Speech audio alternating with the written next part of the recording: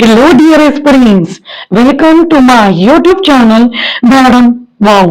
आज की हम वीडियो में प्रिपरेशन करने वाले हैं कि KVS डायरेक्ट इंटरव्यू में हमें पेडागोजिस्ट के द्वारा साइकोलॉजिस्ट जो कि किसका पार्ट है, इंटरव्यू बोर्ड मेंबर्स के, उनके द्वारा पूछे गए क्वेश्चंस का आंसर कैसे करना है। तो देखिए 5 मार्क्स का आपसे एनसीएफ 2023 में से क्वेश्चंस पूछे जाएंगे और एनईपी 2020 में से क्वेश्चंस पूछे जाएंगे। तो आज हम एक ब्रीफ मैनर में बात करेंगे कि वो क्वेश्चंस क्या हो सकते हैं और आपको 5 में से 5 मार्क्स कैसे देने हैं। और एक और क्वेश्चन आपसे पूछे जाएंगे पीआरटी, पीजीटी, टीजीटी एस्पिरेंट्स की एक सिचुएशन दे दी जाएगी साइकोलॉजिस्ट के द्वारा, आपको उसका आंसर बहुत सटीकता से और इस तरीके का आंसर करना है कि जो बोर्ड मेंबर्स हैं, इंटरव्यूअर्स हैं, वो सारे आपसे इंप्रेस हो जाएं।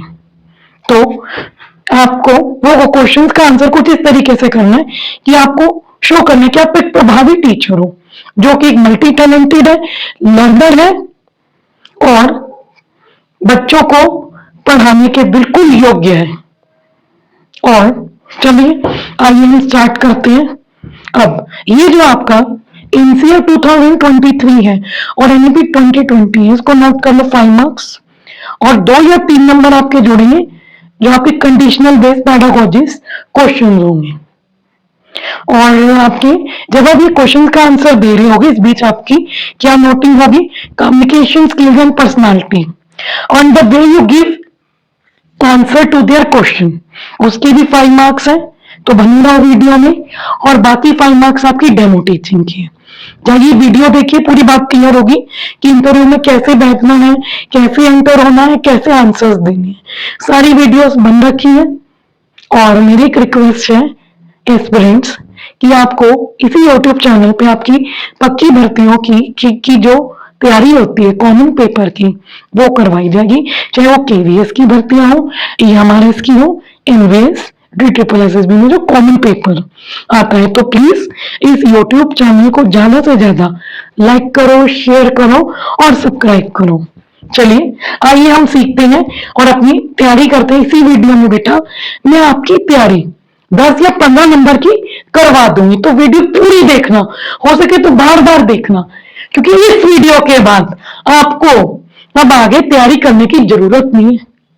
तो चलिए अब हम बात करने जा रहे हैं क्विकली से कि हमारा एनसीएफ 2023 के बारे में।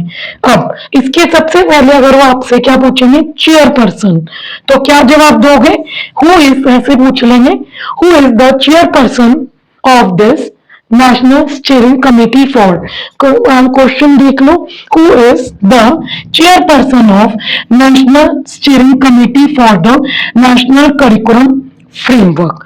तो क्या बोलोगे आप, डॉक्टर के कस्तूरी रंगन चेयरमैन है।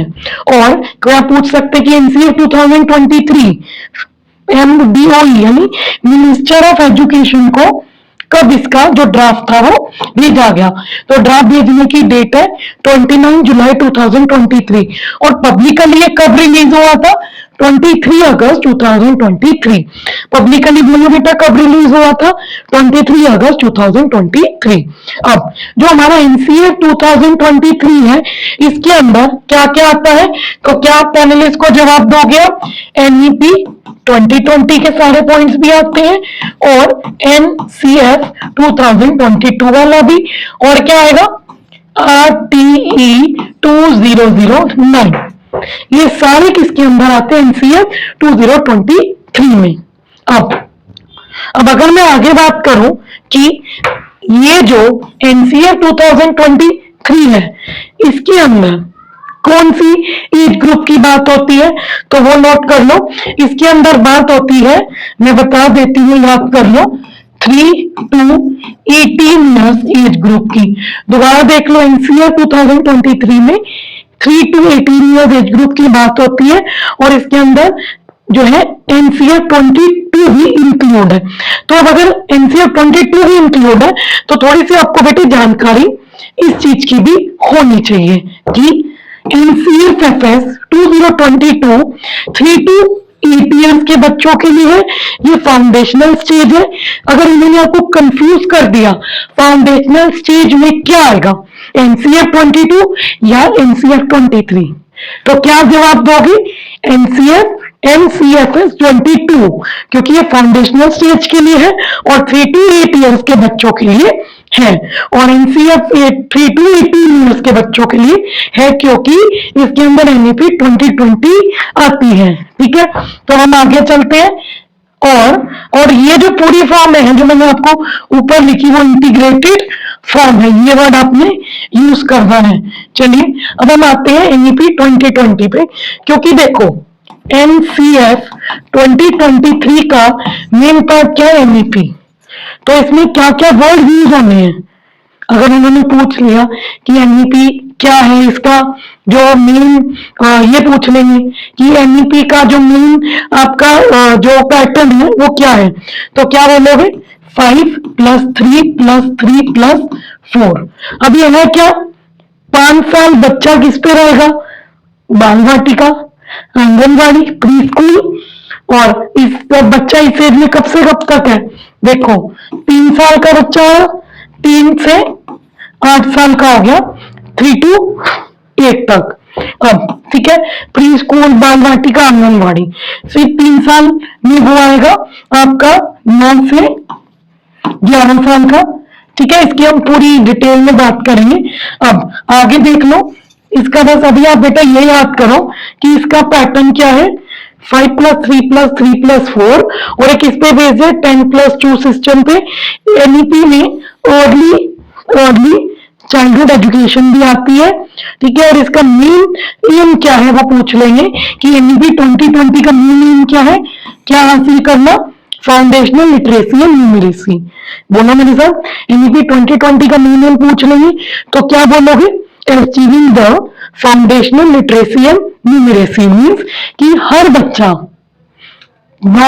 3 से 8 साल का हर बच्चा, यानी दूसरी क्लास तक हर बच्चा लिटरेसी मतलब कोई भी लाइन को इजीली पढ़ ले, अंडरस्टैंड कर ले और मैथ्स की कैलकुलेशंस कर पाए, उसमें उसको निपुणता हासिल करनी है।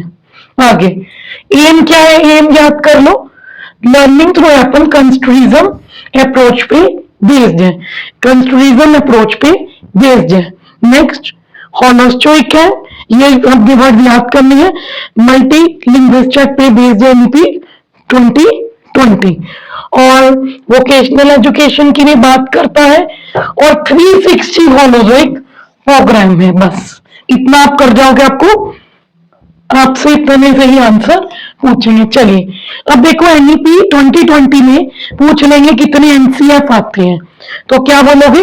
National curriculum framework for early childhood care and education, और क्या आता है? The national curriculum for school education, और the national curriculum for teacher education. देखो NCF NEP 2020 में वो पूछ लेंगे क्या क्या आता है, तो आप क्या बोलोगे? ECCE है, वो क्या है? अर्ली चाइल्डहुड केयर वाली एजुकेशन। और क्या आएगा? स्कूल एजुकेशन आएगा, early childhood education, school education, teacher education, और क्या आएगा? Adult education. ठीक है, teacher education, adult education, early childhood education and school education, ये आपसे पूछा जा सकता है।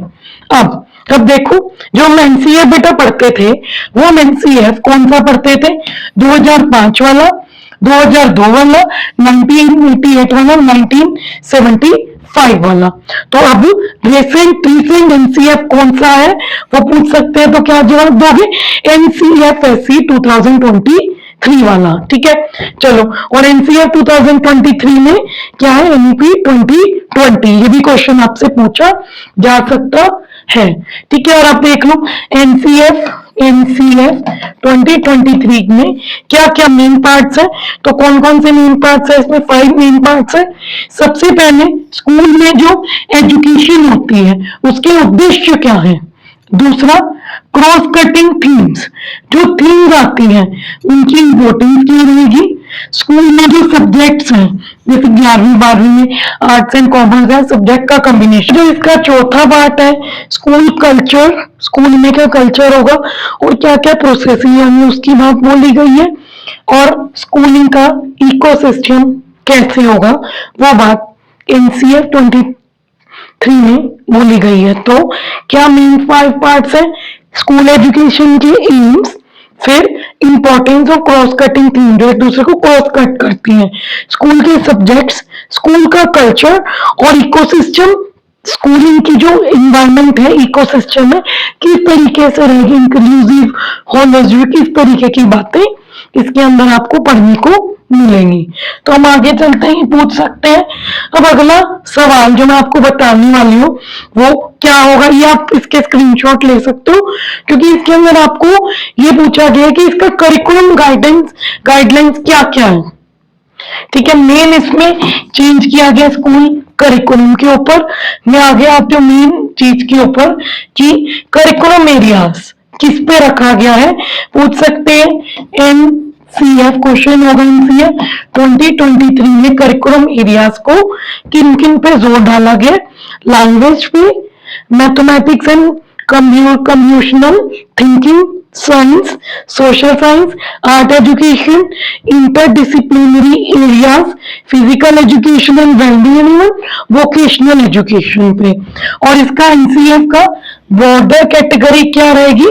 करिकुलम एरिया, मतलब जो करिकुलम एरिया है इसको वो ब्रॉड कर दिया, क्योंकि पूरा डिस्क्रिमिनेट कर दिया अलग अलग सब ग्रुप्स में। जैसे लैंग्वेज करिकुलम एरिया को और वाइड कर दिया, जिससे अब हम लैंग्वेज को साइंस के साथ डिस्क्रिमिनेट कर पाएंगे, सोशल को आर्ट एजुकेशन के साथ डिस्क्रिमिनेट कर पाएंगे। तो ये करिकुलम एरियाज में मेन काम किया गया।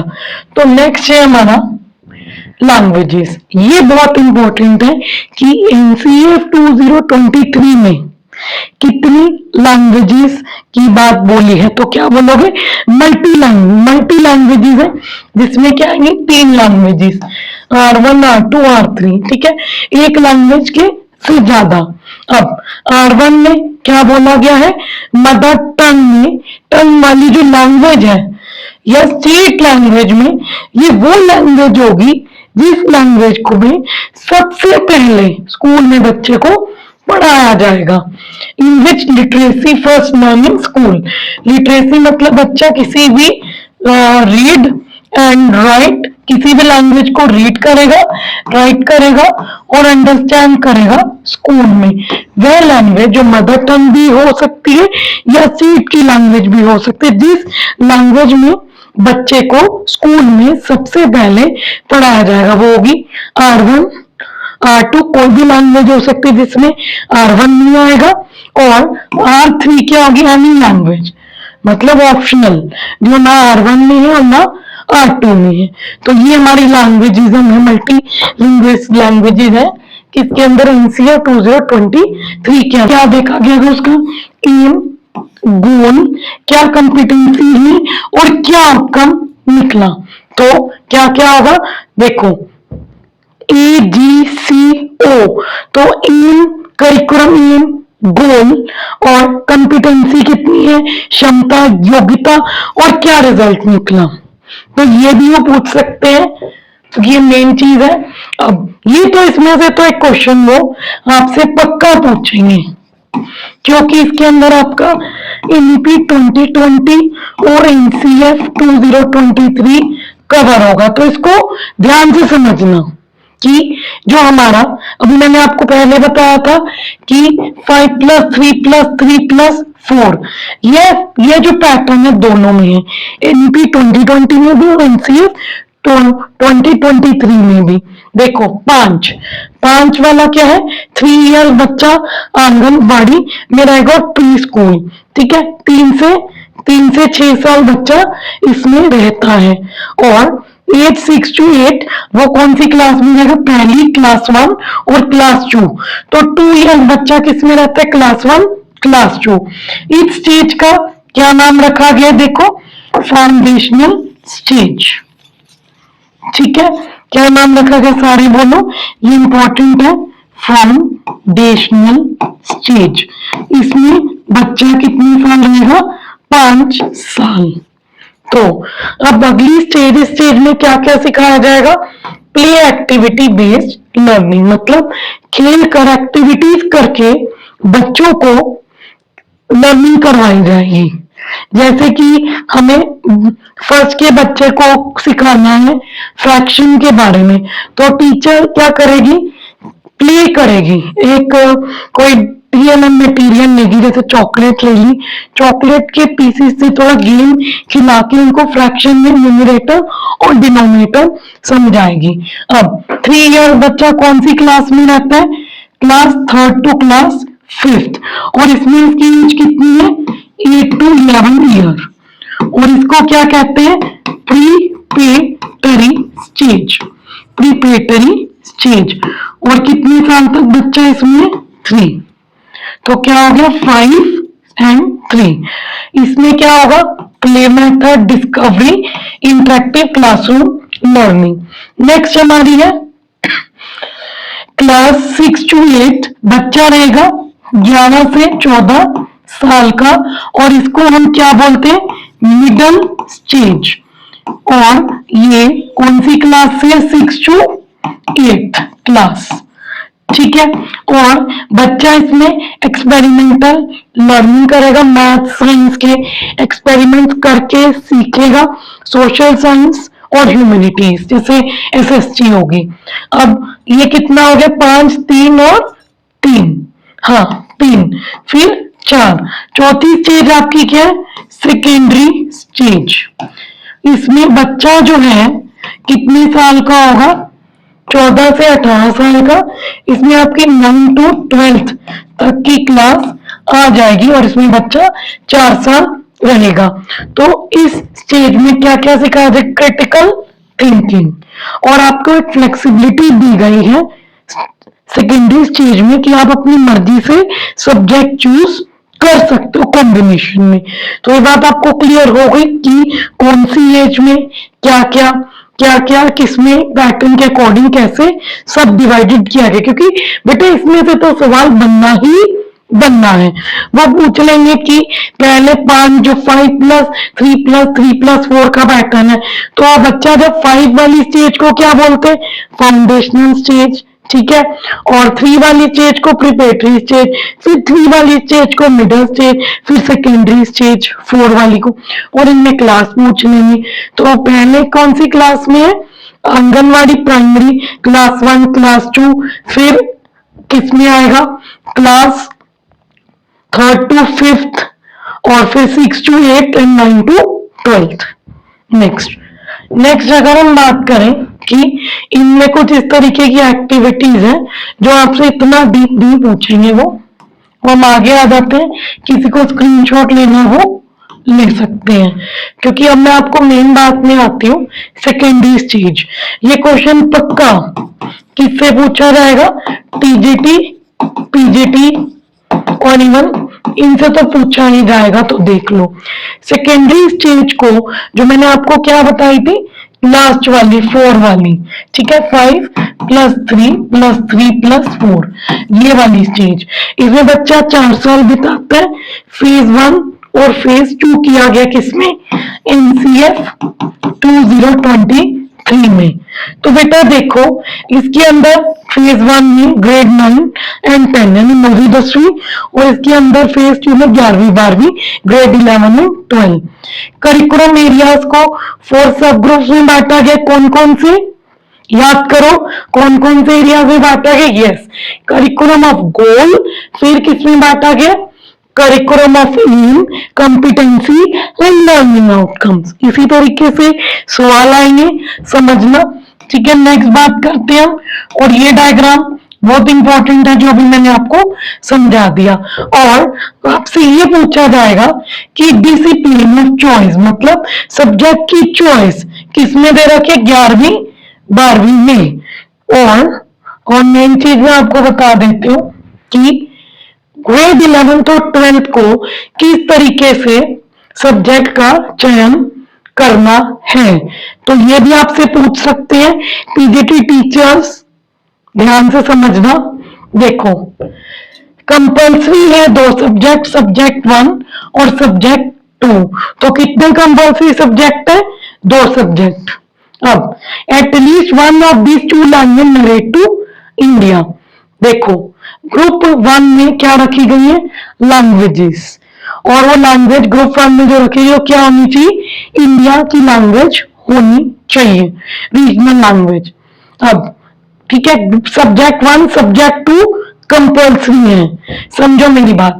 अब आगे बात आ गई सब्जेक्ट 3, सब्जेक्ट 4, सब्जेक्ट 5, सब्जेक्ट 6 और सब्जेक्ट 7 ऑप्शनल। इस तरीके से डिवाइड कर दिया गया। सब्जेक्ट 1 और सब्जेक्ट 2 में से एक ग्रुप 1 में से सब्जेक्ट लिया जाएगा जो लैंग्वेज होगी। Now subject 3, subject 4, subject 5, subject 6, at least 4 subject from at least 2 of this group. देखो कितने सब्जेक्ट का चयन करना है? 4 सब्जेक्ट का चयन करना है।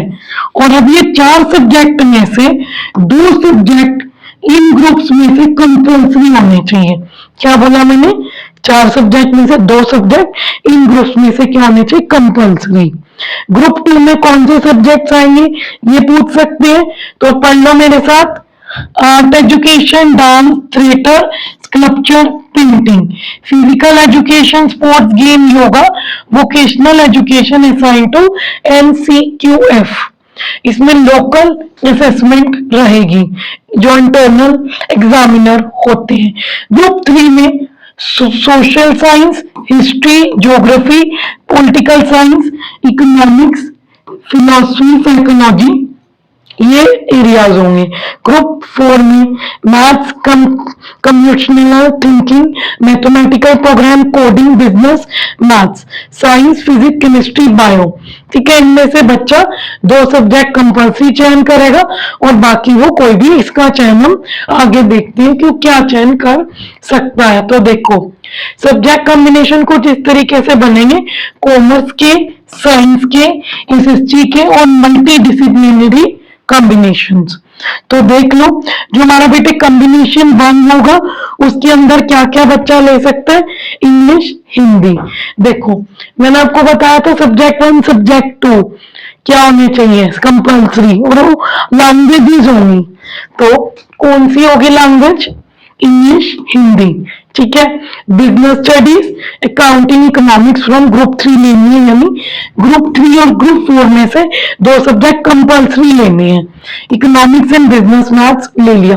फिर कॉम्बिनेशन 2 आप देख सकते हो आपके सामने है, और कॉम्बिनेशन 1 दे रखा है साइंस के लिए, सोशल साइंस के लिए और मल्टी डिसिप्लिनरी। आप अपने अकॉर्डिंग अगर इन तीनों में नहीं जाना चाहते तो आप अलग से भी कॉम्बिनेशन ले सकते हो, बट जो सब्जेक्ट कंपल्सरी मैंने आपको बता दिए वो तो होने ही चाहिए। देखो यहाँ पे देखो कॉम्बिनेशन 2 में गुजराती एंड इंग्लिश लैंग्वेजेस होनी चाहिए।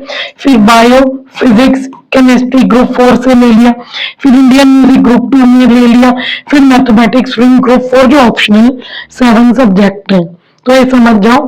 नेक्स्ट अगर मैं बात करूं, ठीक है, नेक्स्ट हमारा कॉम्बिनेशन हो गए, सब्जेक्ट कॉम्बिनेशन हो गया।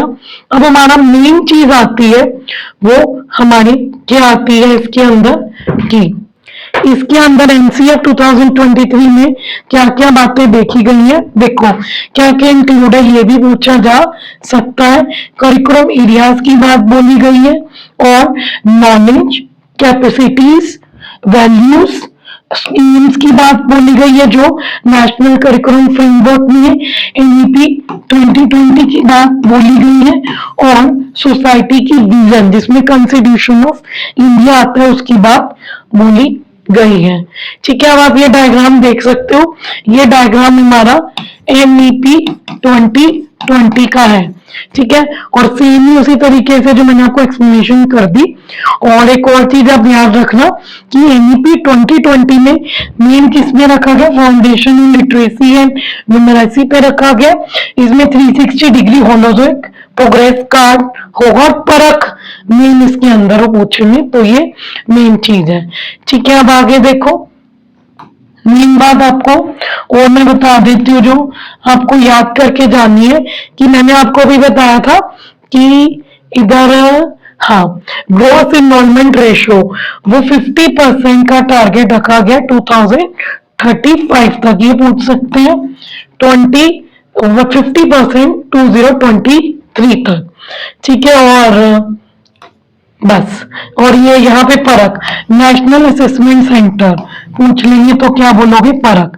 अगर एनईपी 2020 में स्टूडेंट्स को असिस्ट करना है तो कौन सा असेसमेंट सेंटर है, परख है, असेसमेंट करने का वे है। तो मैंने आपको बता दिया ये इनमें से क्वेश्चंस आपके बन सकते हैं। तो नेक्स्ट वीडियो में हम करेंगे कुछ कंडीशनल क्वेश्चंस इस प्रकार के जो आपसे पूछ सकते हैं हिंदी में। तो मैं आपको पूरा पूछ के भी दिखाऊंगी, ये आपकी सहूलियत के लिए लिखा है। तो बनी रहो वीडियो में।